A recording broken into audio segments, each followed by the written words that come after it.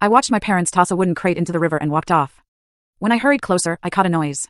Can you imagine seeing your own parents, pillars of the community, standing by a creek, casually letting a small wooden box float away?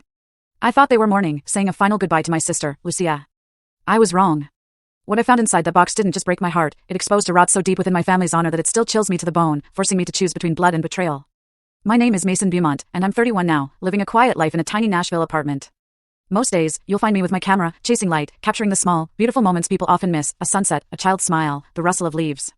I love this freedom, this feeling of breathing without being judged, unbound by names or reputations. But living like this? It's not easy, especially when you carry the Beaumont name. It's a name as heavy as a boulder, pressing down on my shoulders since I was a child. I grew up in Franklin, Tennessee, just a short drive from here.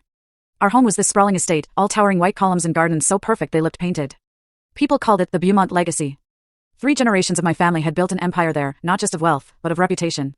My dad, Harrison Beaumont, was the head of it all. Even at 58, he carried this undeniable authority. Tall, silver hair perfectly combed, and eyes that seemed to cut right through you, seeing every lie. He was a successful businessman, turning our family fortune into a symbol of Southern prosperity. But to me, he was a king in his own kingdom. Everything had to follow his rules, how we dressed, how we spoke, even how we breathed. My mom, Beatrice, was different. 55, elegant in every single gesture, from lifting a wineglass to smiling at charity galas. She was flawlessly beautiful, like she'd stepped out of a classical painting. But beneath that perfect smile, I always sensed a quiet fear. A fear of being forgotten, of disappointing my dad, of cracking the perfect facade our family had built.